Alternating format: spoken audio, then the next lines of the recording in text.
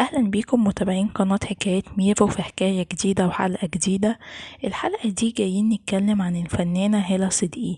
فازت الفنانة هالة صدقي بجائزة أفضل ممثلة عربية في الدراما المصرية في حفل الموريكس عن دورها في مسلسل جعفر العمدة اللي اتقدم في موسم رمضان 2023.